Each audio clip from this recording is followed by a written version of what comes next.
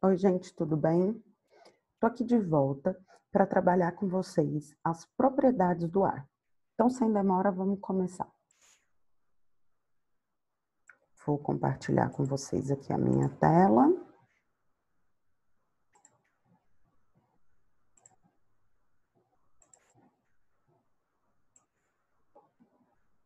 Então, vamos lá. Olha só, observando esse experimento aqui, ó, como é que você explica se eu colocar duas bexigas penduradas num cabide, quando eu estourar uma das bexigas, o cabide vai pender para um lado? Por que será que ele pendeu para o lado quando a outra bexiga estourou? Se a gente pesar uma bola murcha e uma bola cheia, a gente vai ver diferença no peso dessas bolas. O que será que aconteceu para que essas bolas ficassem com uma quantidade de peso diferente? Por que uma bola é mais pesada do que a outra? O ar, ele tem massa. O que é massa? São partículas. São a matéria que formam os corpos. São as pequenas partículas que formam os corpos, tá? Acontece que essa massa, ela é puxada pela gravidade. Então, isso faz com que gere peso e que o ar ocupe um determinado volume. Então, o peso é gerado porque a gravidade puxa a massa e o volume é o espaço ocupado por esta massa, tá? O ar, então, ele ocupa espaço. Como é que eu sei que ele ocupa espaço? Se eu te mostrar, por exemplo, esse experimento, que é muito simples e você pode fazer na sua casa. Você vai colocar uma vasilha com água que cubra um copo. Lá no fundo do copo, você vai colocar uma bolinha de papel bem encaixadinha no fundo do copo, virar ela de boca para baixo e você vai ver que quando você tirar, e vai colocar dentro da água. Quando você tirar o copo de dentro da água, você vai ver que o papel sai seco. Mas o que aconteceu? Por que o papel sai seco? Porque, na verdade, aquele espaço estava ocupado pela massa do ar, pelos átomos, pelas partículas que compõem o ar. Esse copo, ele está cheio ou ele está vazio? Mais do que isso, esta parte do refrigerante aqui da garrafa, que a gente fica revoltado de não vir toda cheia, né? Ela está cheia ou ela está vazia? Estas bexigas, por que quando a gente enche elas, quando você coloca ar lá dentro, elas aumentam de tamanho? Tudo isso acontece porque as partículas que formam o ar ocupam um espaço, ou seja, as partículas que formam o ar têm volume. O ar, então, ele tem massa e tem volume, tá? O ar, ele ocupa todo o espaço disponível. Essas regiões por onde tem ar, na verdade, o ar se expande. Ele possui expansibilidade. E isso é diferente entre líquidos e gases. Quando você, por exemplo, congela um líquido, você vai ver, quando você coloca um líquido dentro de um copo, você consegue determinar exatamente o tanto de líquido que tem ali. O gás não, porque ele se espalha. Você quer ver como é que ele se espalha? Quando a sua mãe cozinha uma comida muito gostosa ou quando alguém passa com um perfume muito cheiroso perto de você, você não consegue sentir o cheiro pelo ar? Justamente porque essas partículas estão espalhadas pelo ar. Isso é um comportamento dos gases. Lá no livro de vocês, faz um experimento, onde ele coloca um balão dentro de uma garrafa. Se você tentar encher o balão, você vai ver que você não consegue encher ele até encostar nas bordas da garrafa. O que aconteceu? Esse espaço aparentemente vazio, ele não está vazio.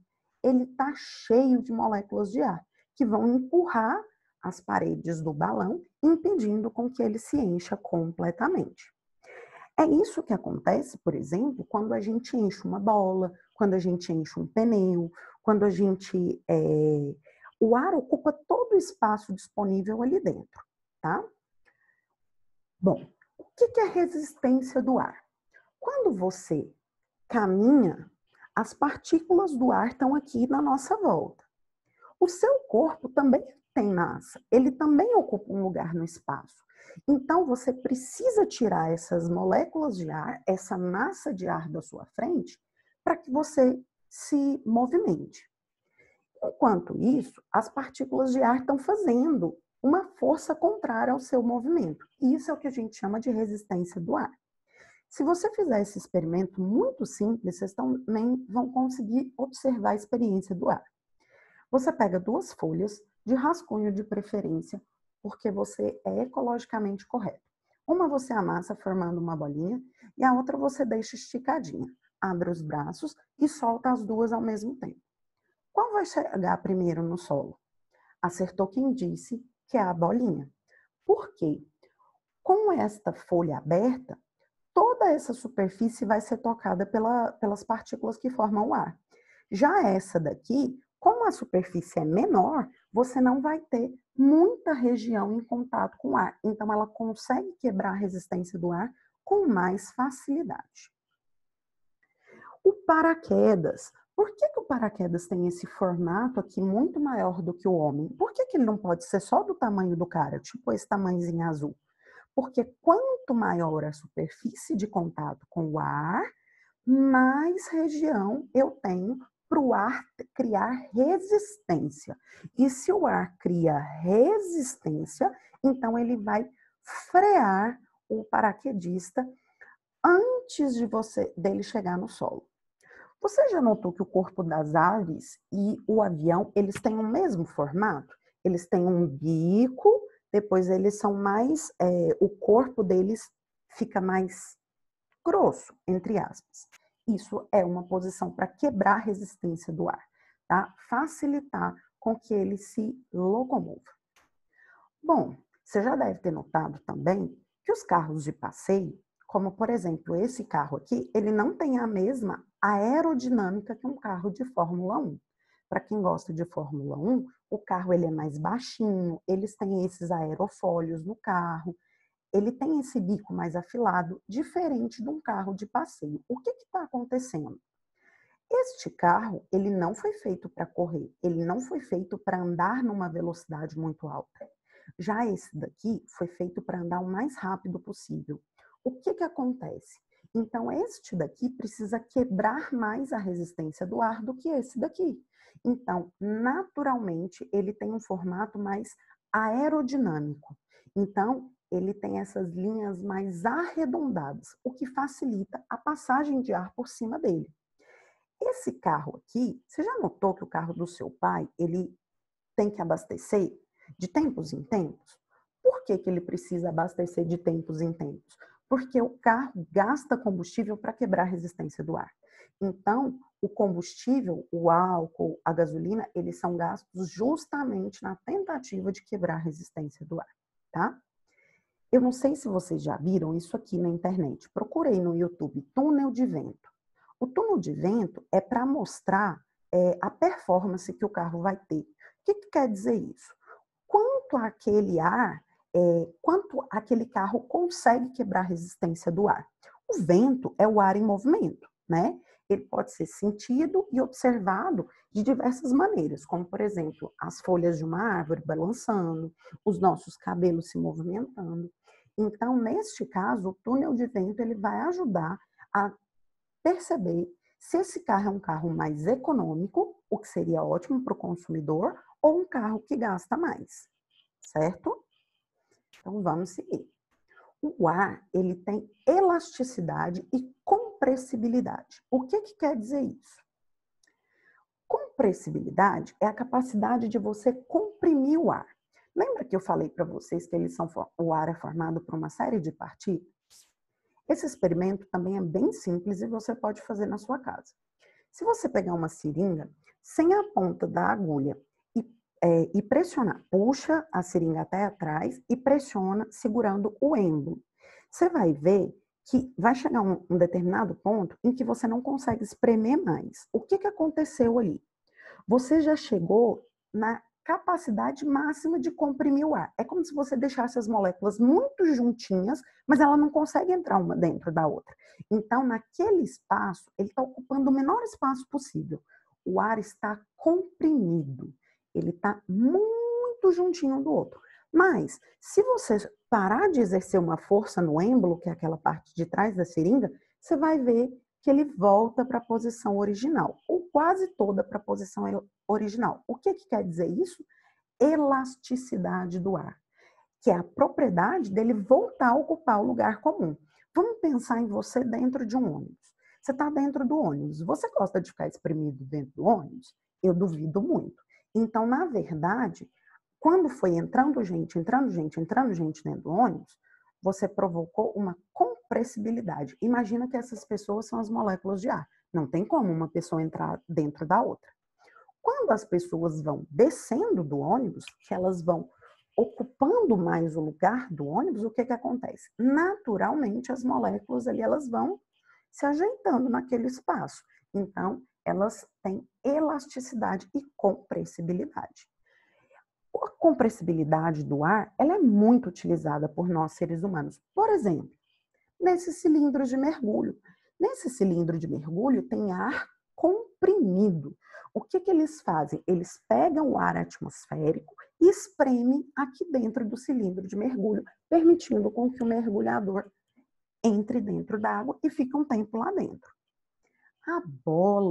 A bola que a gente usa para jogar vôlei, para jogar basquete, para jogar qualquer coisa, que tem uma bola que você enche com uma bomba de ar, essas bolas, elas são de ar comprimido. O que a bombinha faz? Ela pega as moléculas do ar atmosférico e espreme para caber dentro da câmara aqui da bola.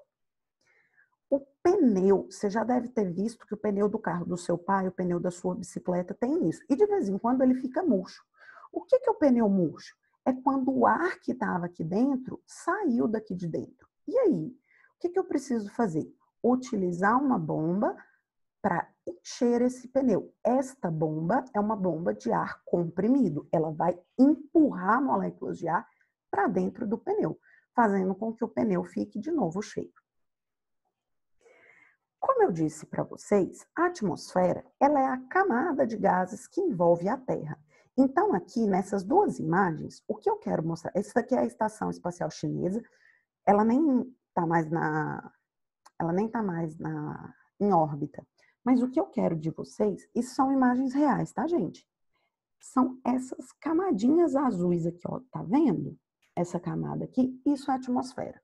A gente olha, a atmosfera ela tem muitos quilômetros, mas comparada à superfície da Terra, ela é muito fininha.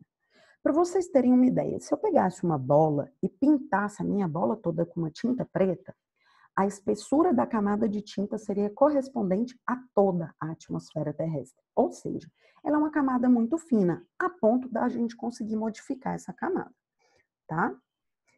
Olha só, o ar que forma a atmosfera, todos aqueles gases que a gente já viu na aula passada, eles formam a atmosfera terrestre. E esse ar exerce pressão. Mas o que é pressão? Vou te mostrar outro experimento muito simples, mas esse você vai fazer em cima da pia. Você vai pegar um copo e encher ele de água. Encher bem cheinho mesmo. Aí depois você vai pegar um papel, de preferência, pode ser um papel, uma folha de papel em branco, mas se for aqueles papéis mais grossinhos, tipo de fazer convite, melhor. Você vai colocar em cima do copo e vai virar. E vai tirar a mão de baixo do copo. Você vai ver que o papel ficou preso no copo. Mas o que aconteceu para o papel ficar preso no copo? Esse é um outro experimento que você pode fazer aí na sua casa bem facinho também. Você vai pegar uma garrafa PET dessas de refrigerante e vai furar em 3 regiões. Você vai ver que se você colocar água, tampa os furinhos e enche ela de água. Quando você abrir a tampinha, você vai ver que o primeiro furinho mais alto, ele vai jorrar mais baixo e o último ele jorra mais longe. O que está acontecendo? Lembra que eu falei para vocês que o ar ele é formado por partículas? Então, as partículas, elas exercem pressão sobre uma superfície. Na verdade, seria mais ou menos o ar, o peso do ar em cima de uma determinada área. Em cima, então, por exemplo, da gente. Aí você vai se perguntar, mas Daniela, por que a gente não sente esse peso do ar? Porque as partículas de dentro do seu corpo também fazem pressão.